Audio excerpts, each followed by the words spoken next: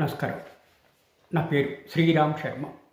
2001లో ఒక కార్మికుడిని అన్యాయంగా ఉద్యోగం నుంచి తీసేస్తే అతను లేబర్ కోర్టుకు వెళ్ళి గెలిచాడు. లేబర్ కోర్టు అతన్ని ఉద్యోగం నుంచి తీయడం అన్యాయము, ఆయన జీతాలు ఇవ్వాలి అని మేనేజ్మెంట్కి ఆదేశాలు ఇచ్చింది. మేనేజ్మెంట్ ఊరుకుంటుందా?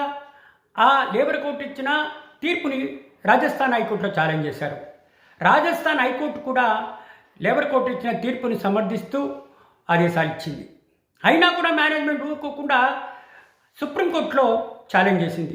లేబర్ కోర్టు తప్పించింది, హైకోర్టు తప్పించింది, కాబట్టి ఇతన్ని ఉద్యోగానికి తీసుకోవడానికి వీలు లేదు అని ఆదేశాలు ఇవ్వండి అని గౌరవ సుప్రీంకోర్టులో ఛాలెంజ్ చేస్తే ఇది ఇద్దరు జడ్జిల ధర్మాసనం, జస్టిస్ అభయ్ ఎస్ ఓకా, జస్టిస్ ఉజల్ బైన్ 21 సంవత్సరం నుంచి మీరు ఆ కార్మికుడిని ఉద్యోగంలోంచి తీసుకోమని అన్నా కూడా తీసుకోవట్లేదు, జీతాలు ఇవ్వట్లేదు, ఇది చాలా హెరాస్మెంటు, ఇన్నేళ్ళు సతాయించారు కాబట్టి అతన్ని వెంటనే ఉద్యోగంలోకి తీసుకోవాలి, 10 లక్షల నష్టపరిహారం చెల్లించాలి, అతనికి రావాల్సిన జీత బకాయిలు మొత్తం చెల్లించాలి, ఇట్లా ఒక కార్మికుడిని ఇట్లా హెరాస్మెంట్ చేయడం ఏంటి అని.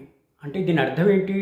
ఎవరైనా సరే లేబర్ కోర్టులో కేసు గెలిస్తే వెంటనే ఇంప్లిమెంట్ చేయాలి, కానీ ఏదో కార్మికుడు ఆయన ఛాలెంజ్ చేయలేడు, సుప్రీంకోర్టు దాకా రాలేడు అని కేసులు వేస్తే మేనేజ్మెంట్ ఈ విధమైన పర్యవసానాలే ఫేస్ చేయాల్సి ఉంటుందని చెప్పడానికి ఇదొక మంచి తీర్పు.